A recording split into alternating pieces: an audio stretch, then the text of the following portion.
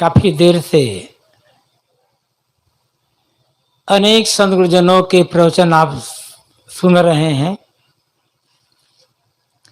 संतों गुरुजनों ने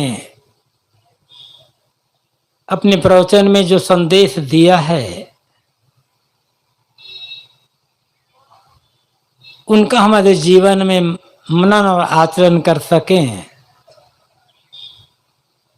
तो हमारे कल्याण के लिए उतना पर्याप्त है। निर्देश है इसलिए कुछ कहूंगा। कुछ कहने के पहले आप सबसे निवेदन है कि प्रवचन के बीच में ताली नहीं बजाएंगे कोई भी।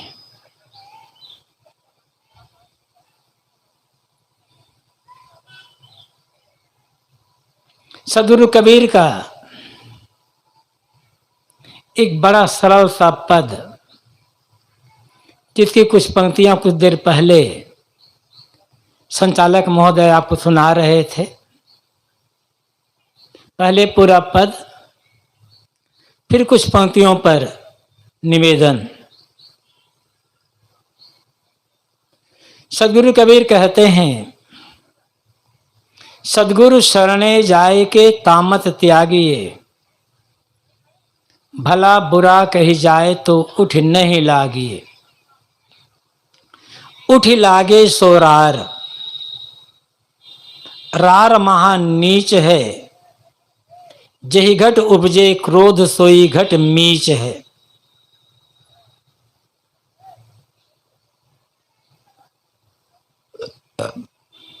जही घट उपजे क्रोध सोई घट मीच है। अमृत फल लिए हाथ रुचे नहीं रार को, स्वान को यही स्वभाव गहे पुनिहार को। जाकर जौन स्वभाव छूटे नहीं जीव सो, नीम न मीठा होए सिंचे गुड़ घीव सो। माला तेरे हाथ कतरनी काख में, आग बुझी मत जान दबी है राख में। कहा भय है बात कहे तेरे पीव को, ऊपर की सब बात फले तेरे जीव। कहें कबीर समझाए, कहें कबीर पुकार समुझ मन भावना, हंस गए सतलोक बहुरी नहीं आवना। सदगुरु कबीर कहते हैं, सदगुरु शरणे जाए के तामत त्यागिए। थोड़ा सा विचार करें। वर्षों से हम भक्ति करते आ रहे हैं, पूजा पाठ नाम जप कथा कीर्तन ये सब करते और सुनते आ रहे हैं। जीवन में परिवर्तन क्या हुआ? हम अपने को भक्त मानते हैं, सत्संगी मानते हैं, पुजारी मानते हैं, धार्मिक मानते हैं, साधु संत और गुरु मानते हैं। कसौटी क्या है? क्या लेबल लगा लेने से हम भक्त पुजारी धार्मिक और साधु संत गुरु हो सकते हैं? आखिर एक भक्त पुजारी धार्मिक साधु संत की पहचान क्या है? कैसे माना जाए कि अमुक आदमी भक्त है, अमुक आदमी अभक्त है, अमुक आदमी धार्मिक है, अमुक आदमी अधार्मिक है, अमुक आदमी साधु है और अमुक आदमी असाधु है, अमुक आदमी संत है और अमुक आदमी असंत है? पहचान, कसौटी कोई तो हो, कसौटी होगी ना। सदगुरु कबीर हमें कसौटी देते हैं। तुम गुरु की भक्ति करते हो, भगवान की भक्ति करते हो, परमात्मा की भक्ति करते हो, आत्मा की भक्ति करते हो, तो तुम्हारे अंदर का तामस दूर हुआ है या नहीं हुआ है? अंदर की उत्तेजना,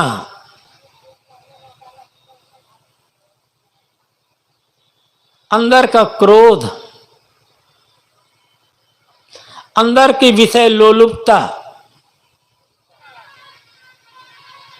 ये सब दूर हुए या नहीं हुए? यदि धीरे धीरे ही सही अंदर को उत्तेजना शांत होती जा रही है, मिटती जा रही है, कम होती जा रही है, क्रोध, लोभ, लालच कम होते जा रहे हैं, विषय लोलुपता घटती चली जा रही है, समझ लेना कि भक्ति पूजा धर्म साधना सब जीवन में उतरते चले जा रहे हैं। और यदि ऐसा नहीं हुआ तो केवल हम दिखावा में जीवन व्यतीत कर रहे हैं। कितनी मार्मिक बात सदगुरु कबीर कहते हैं, सदगुरु शरणे जाए के तामत त्यागिए। गुरु की शरण में गए, परमात्मा की शरण में गए, तामस को दूर करो। तामस का अर्थ उत्तेजना, अंधकार, अज्ञान। अंदर का अज्ञान दूर हुआ है या नहीं हुआ है? किसी से भी पूछें कि आप ज्ञानी हैं या अज्ञानी हैं, शायद ही कोई व्यक्ति कहेगा कि मैं अज्ञानी हूं। हर व्यक्ति को अहंकार है कि मैं ज्ञानी हूं। हर व्यक्ति ज्ञान का अहंकार लेकर घूम रहा है। अब उससे ये पूछें कि आप ज्ञानी हैं, इसकी क्या पहचान, किस आधार पर आप अपने को ज्ञानी मानते हैं? तो वो कहेगा मेरे पास इतनी इतनी डिग्रियां हैं, इतने विषयों का मैं विद्वान हूं, इतनी भाषाओं का मैं ज्ञाता हूं, इतनी पुस्तकें मैंने लिख ली है, घंटों घंटों में प्रवचन कर लेता हूं। क्या यह सब मेरे ज्ञानी होने की पहचान नहीं है? यह सब डिग्रियां, भाषाओं का ज्ञाता, विषयों का विद्वान हो जाना, लेखक और प्रवक्ता हो जाना, विद्वान होने की कसौटी है, विद्वान होने की पहचान है, ज्ञानी होने की पहचान नहीं है। विद्वान होना अलग बात है, ज्ञानी होना अलग बात है। बिरले बिरले ऐसे होते हैं जो विद्वान भी हो और ज्ञानी भी हो। ऐसा नहीं है जो विद्वान है वो ज्ञानी नहीं हो सकता और जो ज्ञानी है वो विद्वान नहीं हो सकता, लेकिन लाखों में कोई एक होगा जो विद्वान भी हो और ज्ञानी भी हो। या तो ज्ञानी है या विद्वान है। विद्वान होने के लिए विद्यालय, महाविद्यालय, विश्वविद्यालय में जाकर के पढ़ना पड़ेगा। ज्ञानी होने के लिए किसी विद्यालय, महाविद्यालय में जाने की आवश्यकता नहीं है। विद्वान वह है जो भाषाओं को पढ़ता है, अनेक विषयों को पढ़ता है। ज्ञानी वह है जो अपने जीवन को पढ़ता है। विद्वान गलत हो सकता है, ज्ञानी गलत नहीं होगा। विद्वान झूठ बोल सकता है, ज्ञानी झूठ नहीं बोलेगा, और झूठ बोलता है तो ज्ञानी नहीं है। विद्वान गाली बक सकता है, ज्ञानी गाली नहीं बकेगा। विद्वान क्रोध कर सकता है, ज्ञानी क्रोध नहीं करेगा। विद्वान और बहुत कुछ नशा दुर्व्यसन का सेवन कर सकता है, ज्ञानी सब नहीं करेगा। तो विद्वान होना अलग बात और ज्ञानी होना अलग बात।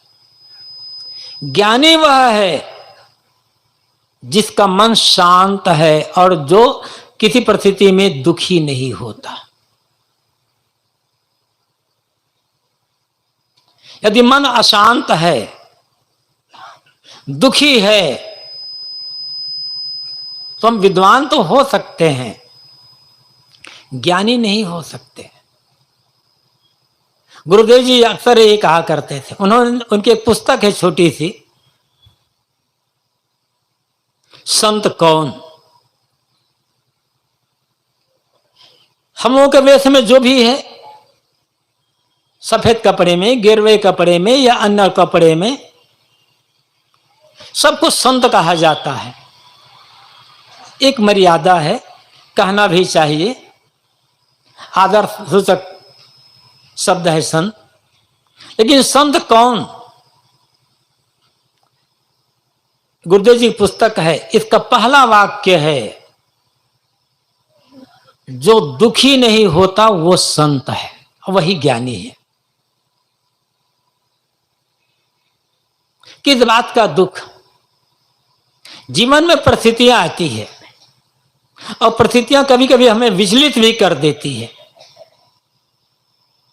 उथल पुथल जीवन में मचा देती है, लेकिन उसी को तो संभालना है हमको। मैं मूल बात पर आता हूं कि किसी को पूछो कि आप ज्ञानी है या ज्ञानी, हर आदमी अपने को ज्ञानी मानता है। हर आदमी को ज्ञानी मानता, अपने को ज्ञानी होने का अहंकार है।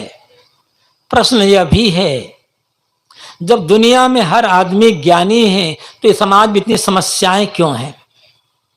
लूट, फरेब, झूठ, काला बाजारी, मिलावटबाजी, घूसखोरी, भ्रष्टाचारी, गबन, घोटाला, आतंकवाद, हर आदमी ज्ञानी है, तो ये सब समस्याएं कहां से आ रही है? परिवार में कलह है, पति पत्नी में विवाद है, पिता पुत्र में विवाद है, भाई भाई में विवाद है, गुरु भाई में विवाद है, गुरु शिष्य में विवाद है, और सब ज्ञानी है। ज्ञानी विवाद करेगा? ज्ञानी झगड़ा करेगा? ये ज्ञान का अहंकार हमें भटकाता रहता है। और जब ज्ञान, और सच में जब दिन ज्ञान हो जाएगा ना, तो अहंकार खत्म हो जाएगा। जब तक मन में अहंकार है,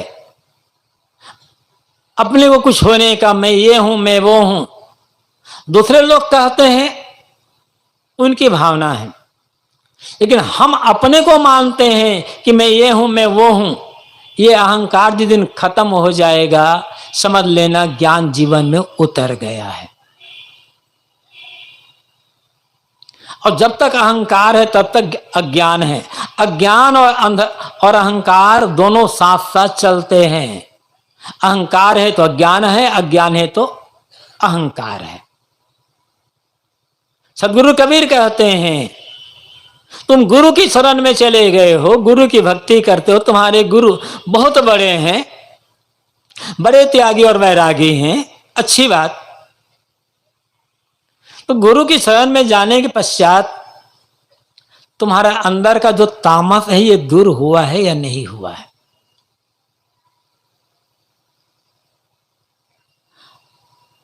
अंदर को तेजना मिटी या नहीं मिटी? लोलुपता मिटी या नहीं मिटी? अज्ञान दूर हुआ या नहीं हुआ? अंधकार दूर हुआ है या नहीं हुआ है? भीतर का अंधकार जब मिटे तब समझना कि गुरु की भक्ति जीवन में उतर रही है।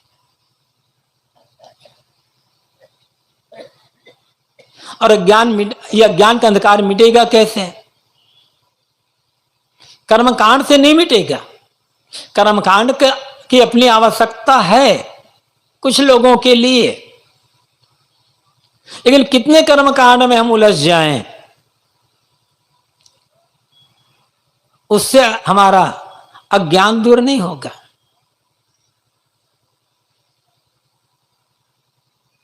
आप लोग, बहुत से लोग मंदिर जाते हैं, दिया जलाते हैं। घर में ही मंदिर है, सुबह शाम वहां दिया जला लेते हैं। किसी की मूर्ति है घर में, किसी का चित्र है, गुरु का चित्र है, गुरु की मूर्ति है, वहां दिया जला लेते हैं। क्यों दिया जलाते हैं? क्या मंदिर में बैठे भगवान को दिए की आवश्यकता है? वो तो सबको प्रकाशित करने वाला है, मानते हैं ना आप? तो जो सबको प्रकाशित करने वाला, पूरे संसार को प्रकाश दे रहा है, उसके सामने एक छोटा सा दिया जला रहे हैं आप। क्यों? एक तो श्रद्धा भावना, लेकिन वो दिए की आवश्यकता क्या है समझ नहीं पाए हम आज तक। मंदिर में दिया जलाना गलत नहीं है, जलाएं, जितना जला सकते हैं उतना दिया जलाएं, लेकिन समझना यह है भीतर हृदय में दिया जला है या नहीं जला है। और जब तक हृदय में दिया नहीं जलेगा, बाहर का दिया हमारा दुख दूर नहीं कर सकता। एक काम करना है, जब मंदिर में दिया जलाएं या घर में गुरु का चित्र है, किसी की मूर्ति है, वहां दिया जलाएं, तो एक काम करें, दिया जला लें और दिया जलाकर, चाहे खड़े होकर या चाहे बैठकर, आंख बंद करके हाथ जोड़कर एक प्रार्थना करें कि हे भगवान, हे गुरुदेव, मैंने आपकी मूर्ति, आपके चित्र के सामने ये दिया जलाया है, मुझे आशीर्वाद दें कि मेरे हृदय मंदिर में ज्ञान भक्ति धर्म का दिया जल जाए। और जिस दिन हृदय मंदिर में ज्ञान भक्ति धर्म का दिया जल जाएगा, उस दिन सारा दुख समाप्त हो जाएगा। जब तक हृदय मंदिर में ज्ञान भक्ति धर्म का दिया नहीं जलेगा, प्रेम का दिया नहीं जलेगा, बाहर हजारों दिया जलाते रह जाएं, रहेंगे दुखी के दुखी, पीड़ित के पीड़ित, बंधनों में पड़ करके भटकते रह जाएंगे। बाहर दिया जलाएं, जितना जला सकते हैं जलाएं, उसके लिए मनाही नहीं है, लेकिन हृदय मंदिर में ज्ञान का दिया जलाना पड़ेगा। और बिना, जब तक ज्ञान का दिया नहीं जलेगा, कहीं भटकते रह जाएं, तीर्थ करते रहें, माला जपते रहें, पूजा करते रहें, व्रत करते रहें, अंदर का तामस दूर नहीं होने वाला है। वो आप करते हैं, करें, उसके लिए मना ही नहीं करता। जितने तीर्थों में जा सकते हैं जाएं, जितने पूजा पाठ कर सकते हैं करें, जितने व्रत कर सकते हैं करें, लेकिन मूल बात को समझना होगा। बात व्रत की भी आ गई, थोड़ा सा पर भी निवेदन कर देता हूं। अनेक आप व्रत करते हैं, इस तिथि को व्रत करना है, उस तिथि को व्रत करना है, उस तिथि को व्रत करना है, आज ये पर्व है, आज वो पर्व है, अच्छी बात। अब व्रत करने का अर्थ क्या होता है? उस दिन उपवास कर लेना, भोजन न कर लेना। लेकिन उल्टा हो गया, दाल भात रोटी सब्जी तो नहीं खाएंगे, छेने का रसगुल्ला खा लेंगे, सिंघाड़े का हलवा भी खा लेंगे, और डट करके केला और फल भी खा लेंगे। खर्चा भी बढ़ गया और हाई डोज भी हो गया। कहां से व्रत का लाभ मिलेगा आपको? ठीक है, करते हो, अच्छी बात, व्रत तो कर रहे हैं। इन देवियों में भी और बहुत व्रत करने हैं, इनके लिए बहुत सारे नियम हैं।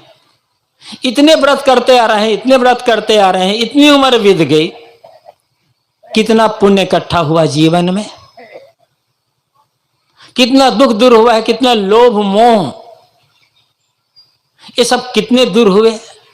अमर से ईर्षा घृणा की भावना कितनी दूर हुई। फिर व्रत करने का लाभ क्या हुआ?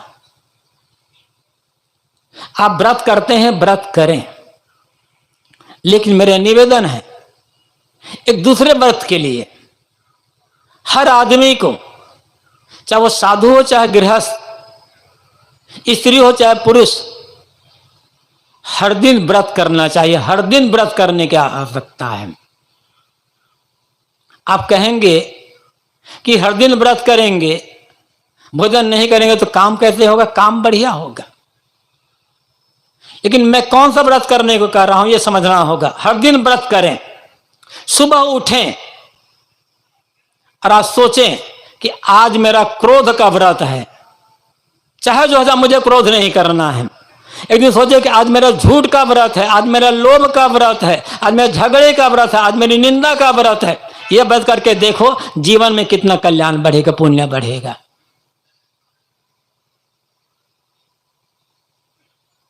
हम ये व्रत नहीं करते। आज मेरी काम वासना का व्रत है, आज चाहे जो हो जाए किसी नारी को देखकर अपने मन को खराब नहीं करूंगा, ये व्रत है। ऐसे व्रत जो करते रहेंगे ना, फिर जीवन में इतनी शांति मिलेगी, इतना सुख और आनंद की अनुभूति होगी कि कल्पना नहीं कर सकते। बाहर तो व्रत कर लिए हैं, आज अमुक तिथि है, व्रत कर लिए और दिन भर लड़ाई झगड़ा भी कर रहे हैं, बैठकर ताश खेल रहे हैं। यह व्रत काम नहीं आएगा। व्रत के दिन जितना हो सके अधिक से अधिक धर्म का काम करें, स्वाध्याय करें, पूजा करें, पाठ करें, अच्छी चर्चा करें। लेकिन जो व्रत मैंने कहा, किसी दिन क्रोध का व्रत, किसी दिन लोभ का, किसी दिन मोह का, किसी दिन निंदा का, किसी दिन वासना का, किसी दिन ईर्षा घृणा का, किसी दिन बैर विरोध का, एक एक जो दोष है उसके लिए व्रत करते चले जाएं, तब अंदर का तामस दूर होगा, तब गुरु की भक्ति, तब परमात्मा की भक्ति जीवन में सफल होगी। अन्यथा हम दिखावा में उलझते चले जाएंगे, लाभ नहीं ले पाएंगे।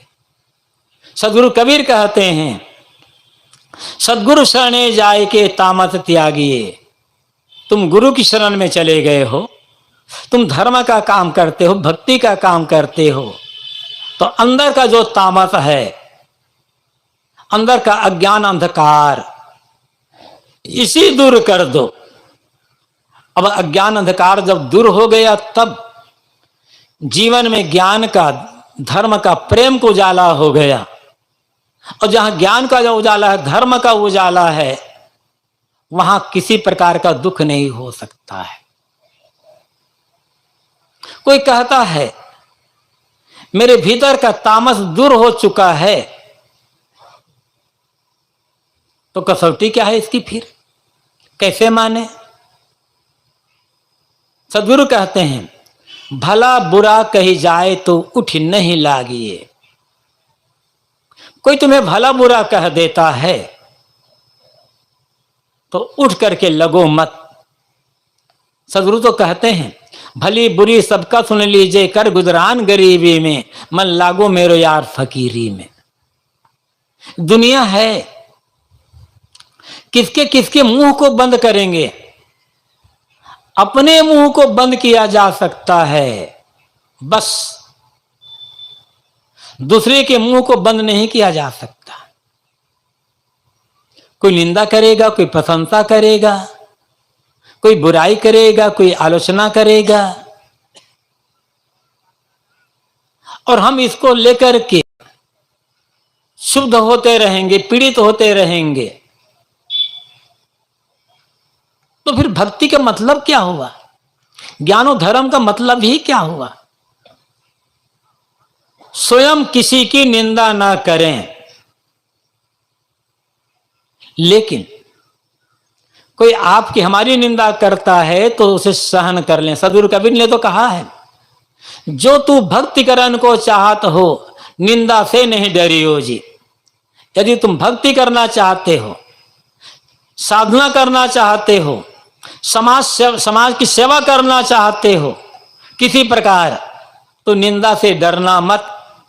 जो निंदा से डरेगा न वो समाज की सेवा कर सकेगा, न साधना कर सकेगा, न कल्याण का काम कर सकेगा। करने दो निंदा, हमारा क्या बिगड़ता है। निंदा किसी को प्रिय नहीं है।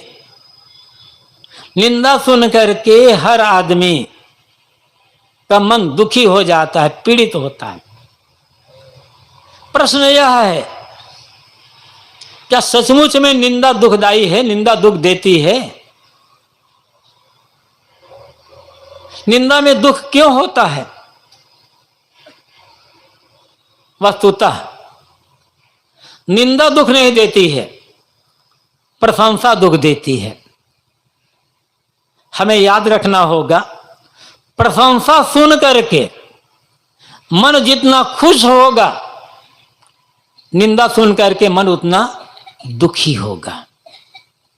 निंदा सुनकर दुखी नहीं होना चाहते तो प्रशंसा सुन करके खुश होना बंद कर दो। और प्रशंसा सुनकर हमारा मन उछलता है, वाह हम इतने बड़े अच्छे आदमी।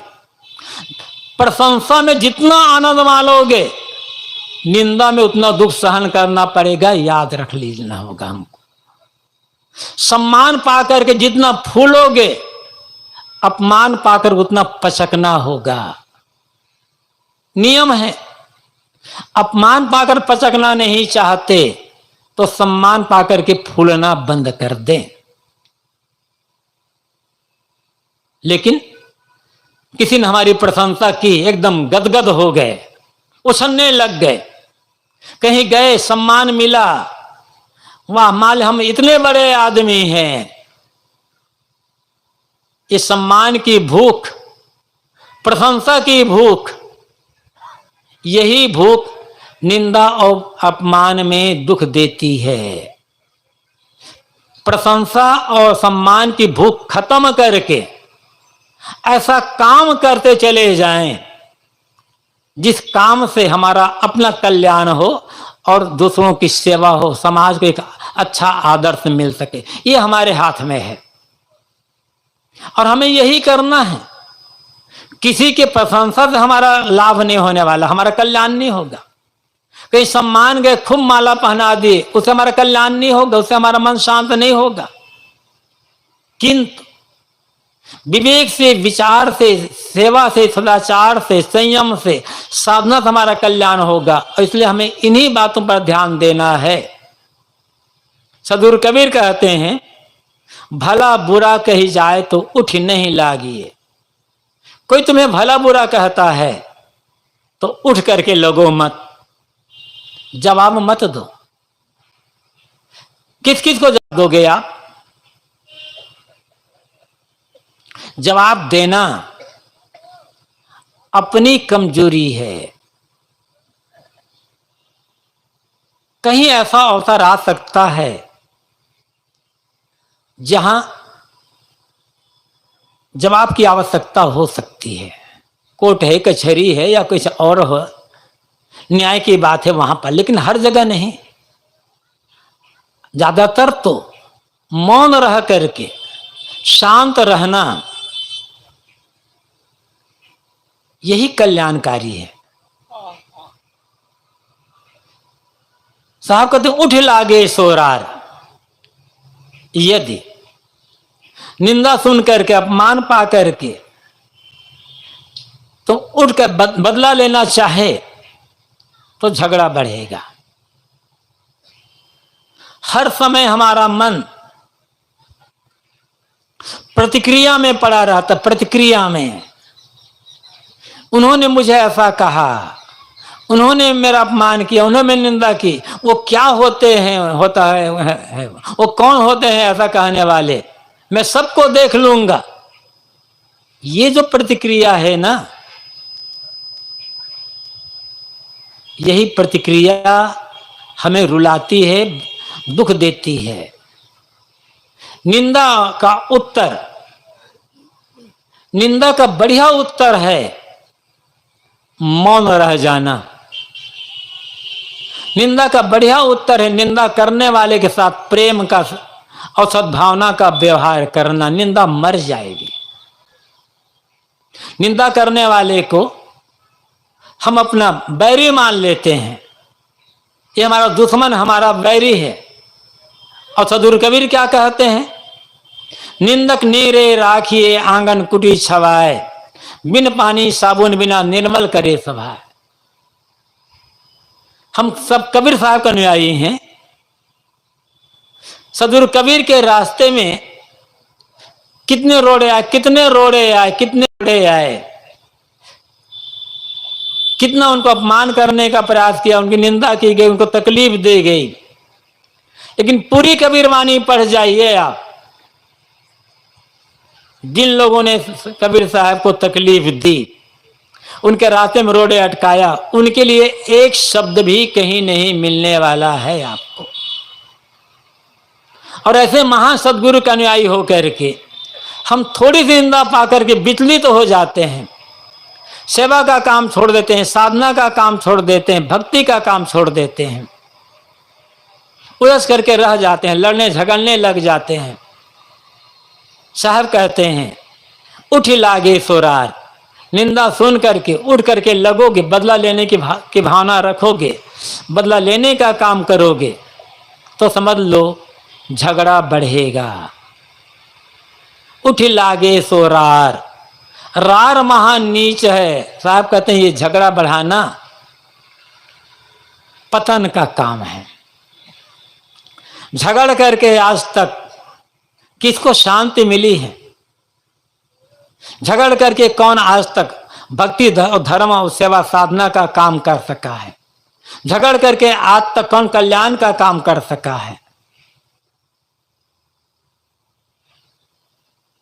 साहब कहते हैं जहां उलट करके उत्तर दोगे वहां रार बढ़ेगा।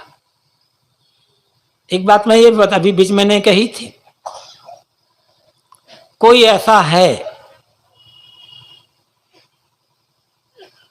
जो आपकी दुकान पर, आपके मकान पर, आपके जमीन जायदाद पर, आपके खेत खलिहान पर जबरदस्ती कब्जा करना चाहता है, झूठ फरेब का जाल बुनना चाहता है, वहां आपको न्याय कानून के अनुसार काम करना पड़ेगा।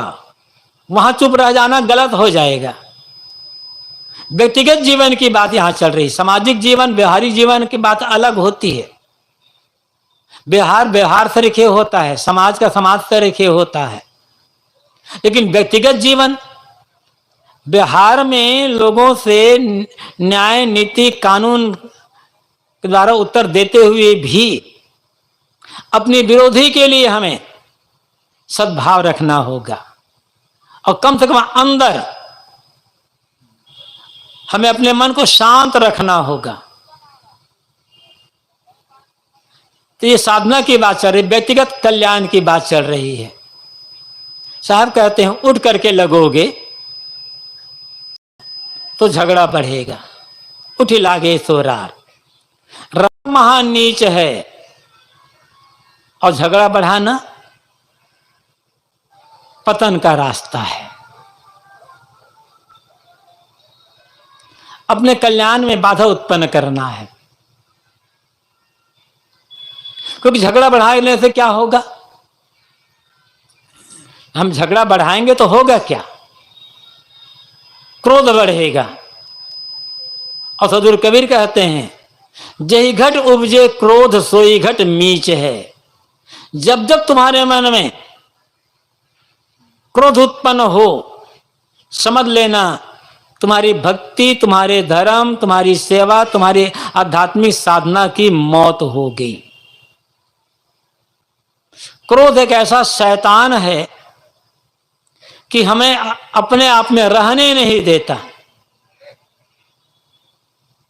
बाहर कोई शैतान नहीं है, ये क्रोधी शैतान है जो हमसे नहीं चाहते हुए भी गलत बातें बोलवा लेता है, नहीं चाहते हुए गलत काम करवा लेता है, नहीं चाहते हुए झगड़ा विवाद में उलझा देता है। इसी से बचने क्या है? पहली पंक्ति में सदगुरु ने जो कहा है, सदगुरु शरणे जाए के तामस त्यागिए। तुम गुरु के भक्त हो, सदगुरु के भक्त हो, साधक हो, कल्याणार्थी हो, तो तुम्हारा तो कर्तव्य है ना कि अंदर के तामस उत्तेजना का त्याग करना। और तामस उत्तेजना का त्याग हुआ तो भी क्रोध कहां से आया? साहब कहते हैं जही घट उपजे क्रोध। जब जब तुम्हारे मन में क्रोध उत्पन्न होता है, तुम्हारी आध्यात्मिक मौत हो जाती है, शांति की मौत होगी, कल्याण की मौत होगी। साहब कहते हैं गल अमृत तेरे पास घोरी क्यों ना पीजिए, अमृत फल लिए हाथ रुचे नहीं रार को। साहब कहते तुम्हारे गले में मीठी वाणी का अमृत है, उसे घोल करके पीते क्यों नहीं हो? हर आदमी के गले में अमृत है। वो अमृत क्या है? मीठी वाणी, प्रेम की वाणी, कोमल वाणी। जो कोई गाली दे तो जवाब मत दीजिए, गल अमृत तेरे पास घोरी क्यों ना पीजिए। साहब कहते हैं यदि तुम्हें कोई गाली दे तो जवाब मत देना, गाली को उत्तर गाली से मत देना। और हम यही करते हैं, गाली को उत्तर गाली से देते हैं। गाली को उत्तर गाली से दिए तो सिलसिला इतना बढ़ जाएगा कि कहां जाकर के रुकेगा, कुछ कहा नहीं जा सकता। सदगुरु ने इसके लिए रास्ता बताया हमको। आवत गाली एक है, पलटत होए अनेक, कहीं कबीर न पलटिए वही एक की एक। गाली जब भी आती है अकेली आती है, और पलट दो तब, फिर तो उसने गाली दी, फिर मैंने दी, फिर उसने दी, फिर मैंने दी। इतने नाती पोते बाल बच्चे पैदा हो जाते, संभालना मुश्किल हो जाता है। और अंत में तो चुप रहना है। गाली चाहे तो हम पहली गाली सुनकर भी चुप हो जाएं, चाहे 1 घंटा गाली देकर के चुप हो जाएं, चुप तो होना पड़ेगा। अब समझदारी किसमें है? गाली सुनकर चुप हो जाने में, या घंटा 2 घंटा 4 घंटा लड़ करके चुप हो जाने में? समझदारी तो इसी में है ना कि पहले चुप हो जाएं। सदगुरु कहते हैं जो कोई गाली दे जवाब मत दीजिए। कोई तुम्हें गाली देता है तो जवाब मत देना, गाली को उत्तर गाली से मत देना। जैसे निंदा का सर्वोत्तम उत्तर है मौन हो जाना, ऐसे गाली का सर्वोत्तम उत्तर है मौन रह जाना। बोलना तो प्रेम से बोलना। साहब कहते हैं तुम्हारे गले में मीठी अमृत, मीठी वाणी का अमृत है, उसे पियो। ये दुनिया ऐसी है, बड़े बड़ों को गाली मिली है, कोई बचा नहीं है। राम कृष्ण बुद्ध महावीर ईसा मूसा मोहम्मद कबीर तुलसी सूर दयानंद विवेकानंद, कोई बचा नहीं है जिसे गाली ना मिली हो। ऐसा लगता है गाली सुन करके ही कोई बड़ा आदमी होता है, लेकिन तब जब गाली को सहन कर लिया जाए। बड़े बड़े को गाली मिली है। यहीं पर महाभारत को मंत्र याद आता है। गुरुदेव जी कहा करते समय समय से, शांति पर्व का एक मंत्र है महाभारत का। वेद व्यास जी कहते हैं नाहम सप्त प्रसभामि किंचित दमन द्वारम है अमृत से वेद में गुह्यम ब्रह्म तदीदम ब्रवीमि न मानुषात चरित्रम है किंचित। ये आज से सैकड़ों हजारों साल पहले वेद व्यास कहते हैं नाहम सप्त प्रसभामि किंचित। इसका भावार्थ है लोगों ने मुझे गाली दी है। जरा सोचें, वेद व्यास जैसे महापुरुष, उन्हें गाली मिली है और वेद व्यास को कहना पड़ा कि लोगों ने मुझे गाली दी है। जब वेद व्यास को गाली मिली तो हमें कोई गाली दे दे तो कौन सी बड़ी बात हो गई भाई? क्या वेद व्यास से या बुद्ध या महावीर से बड़े हो गए हैं हम? अपने को इतना बड़ा क्यों मान लिया जाए कि हमारे विरुद्ध में कोई एक शब्द भी न बोल पाए, ये बड़ा मानना ही कष्ट देता है। हम सिर्फ एक मनुष्य हैं, अपने कल्याण के लिए गुरु की शरण में आए हैं और अपने कल्याण के लिए जो बन सकता है, जैसी छोटी मोटी बुद्धि है उस ढंग से सेवा साधना का काम कर रहे हैं। इसमें बड़ाई क्या है? बड़ा बनकर कल्याण नहीं कर सकता। सदगुरु कबीर तो कहते हैं, हरवे हरवे तर गए बोला जिन सिर भार। जो विनम्र थे, हल्के हल्के थे, निर्माण निरहंकार थे, वे तर गए, और जिनके सिर पर अहंकार का भार लगा था वो तो डूब गए। क्यों बड़ा माने अपने को? किसी ने हमें साधु होने के लिए कहा था क्या? कोई हमें साधु होने के लिए कहता, उसे कहने से हम साधु होते, तब उससे कहते देखो तुमने मुझे साधु होने के लिए कहा था, मैं साधु हो गया, अब मुझे बड़ा मानो। अपनी गरज से साधु हुए हैं ना, तो बड़ा क्यों मनवाए हम अपने आप को? ये जो बड़ा मानने की भावना है, ये भावना ही तकलीफ देती है, पीड़ा देती है। वेद व्यास जी कहते हैं, ना हम शत परिसमा में किंचित, लोगों ने मुझे गाली दी, किंतु बदले में मैं थोड़ी भी गाली नहीं देता हूं। ये विशेषता, यही महानता है बड़े पुरुषों की। हम उनकी नकल तो करते हैं, उनकी वाणियों को पढ़ते हैं, उन पर चिंतन मनन करते हैं, प्रवचन भी करते हैं, किंतु जीवन में आचरण नहीं कर पाते, अनुसरण नहीं कर पाते। यही हमारी कमी हो जाती है। वे कितने बड़े थे, जितने भी बड़े हों, लेकिन जब उन्होंने आदर दिखलाया, उन आदर्शों का हमें पालन करना होगा जीवन में, तब हमारे जीवन में भी उच्चता आएगी, महानता आएगी। लोगों ने पूछा, महाराज जब आपको किसी ने गाली दी तब आप गाली क्यों नहीं देते? क्या कारण है? आपको गाली देने नहीं आता है क्या? बुद्ध ने, वेद व्यास ने कहा ऐसी बात नहीं है। तब आप गाली क्यों नहीं देते, चुप क्यों रह गए? तब वेद व्यास कहते हैं, दमम द्वारम ह्या अमृत से वेद में, क्योंकि मैं जानता हूं अपने मन को मार लेना, झुक जाना, सहन कर लेना, अमृत के द्वार में प्रवेश करना है। हर आदमी अमृत के द्वार में, अमृत के भवन में प्रवेश कर सकता है। सबके लिए खुला रास्ता है, सबके लिए खुला द्वार है। करना क्या है? प्रतिकूलता पाकर, विरोध पाकर, गाली पाकर, अपमान पाकर के सहन कर लेना होगा। शांत रह जाना होगा। सहन कर लिया, शांत रह गए, अमृत के भवन में प्रवेश कर गए। अमृत का नाम हम बहुत सुनते हैं, वो अमृत कहीं था या नहीं था, या है या नहीं है, उस पर हमें कुछ कहना नहीं है। सब उसकी वास्तविकता जानते हैं, किंतु अमृत हर आदमी के पास है। सहनशीलता, सेवा, साधना, प्रेम का व्यवहार, बस अमृत ही अमृत है जीवन में।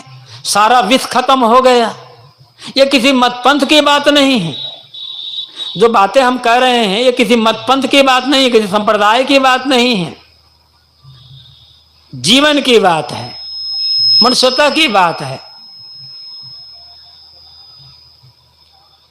तो वेदव्यास जी कहते हैं, दमम द्वारम है अमृत से वेद में, अपने मन को मार लेना, झुक जाना, सहन कर लेना, ये अमृत के द्वार में, अमृत के भवन में प्रवेश करना है। यही रास्ता है कल्याण का, यही रास्ता है परिवार समाज को एक सूत्र में बांधने का, एकता का रास्ता यही कल है। सदगुरु कहते हैं जो कोई गाली दे तो जवाब मत दीजिए। कोई तुम्हें गाली दे तो पलट करके जवाब मत देना। क्यों? गल अमृत तेरे पास घोई क्यों ना पीजिए। सदगुरु कहते हैं तुम्हारे गले में मीठी वाणी का अमृत है, उसे घोल करके पियो। हर आदमी के अंदर अमृत है और हर आदमी के अंदर भयंकर हलाहल विष है। हलाहल विष, काम क्रोध लोभ मोह राग द्वेष ईर्ष्या घृणा मद मत्सर अहंकार, ये सब विष है। दया क्षमा सत्य धीर विवेक विचार प्रेम समता एकता क्षमा सहनशीलता, ये सब अमृत है। दुर्भाग्य यह है हमारा अमृत दबा का दबा रह जाता है और विष हर समय उछला रहता है, हर समय उबलता रह जाता है।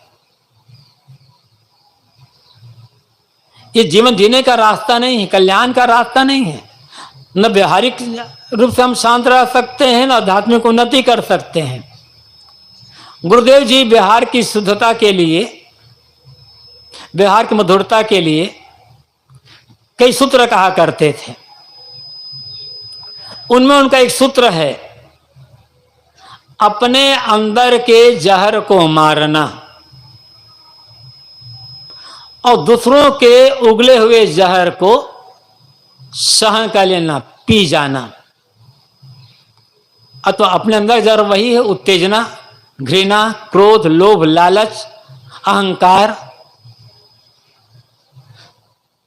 थोड़े से ही में ही आपे में आ जाना, ये अंदर अपने अंदर का जहर है, इसको मार लेना होगा।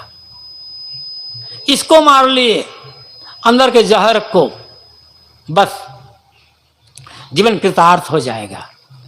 आप सब जानते हैं, पुराणों में हम पढ़ते हैं, देवता और दैत्यों में लड़ाई चल रही थी।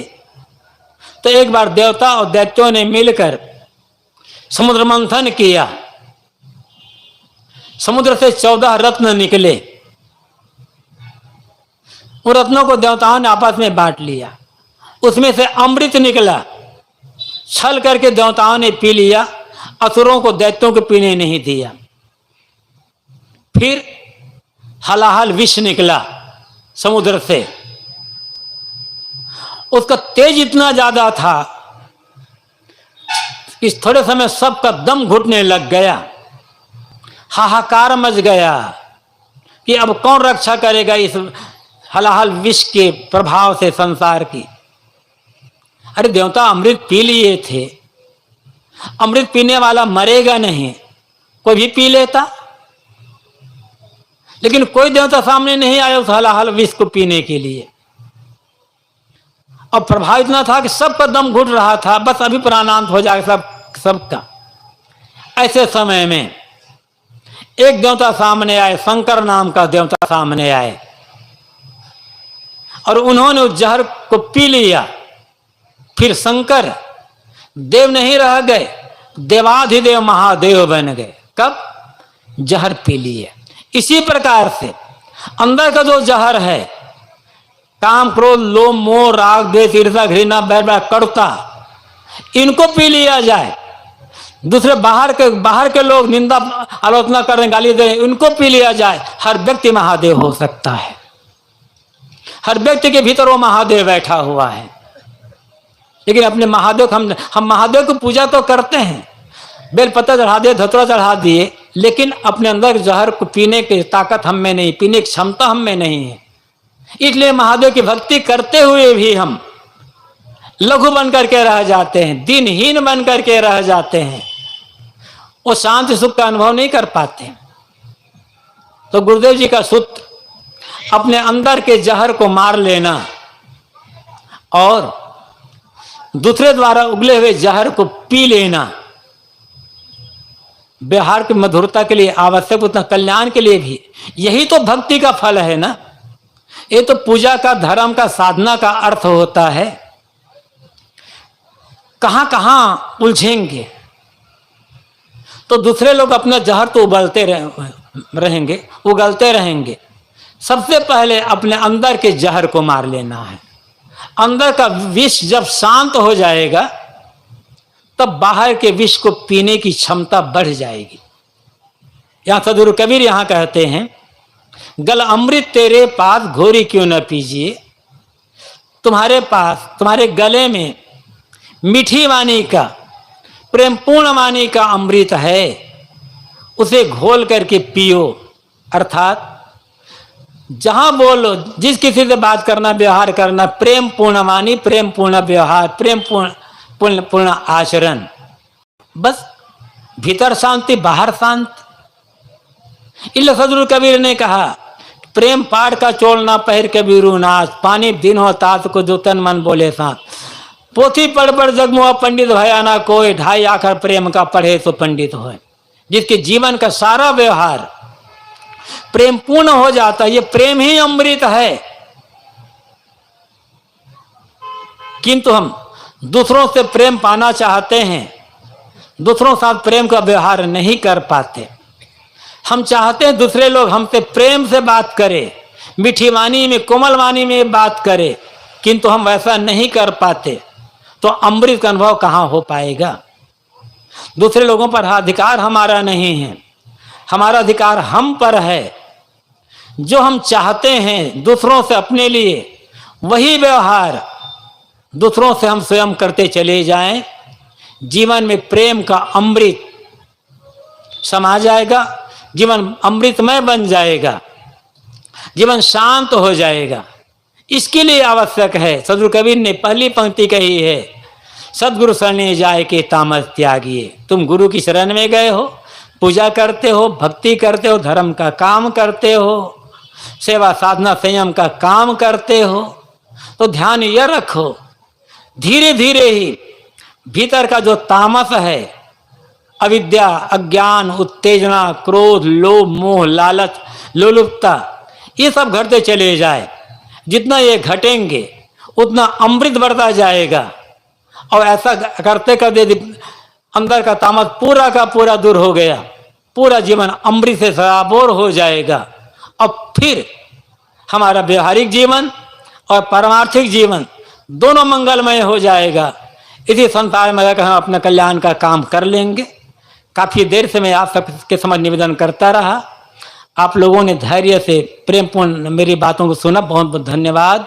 अपनी वाणी को विराम।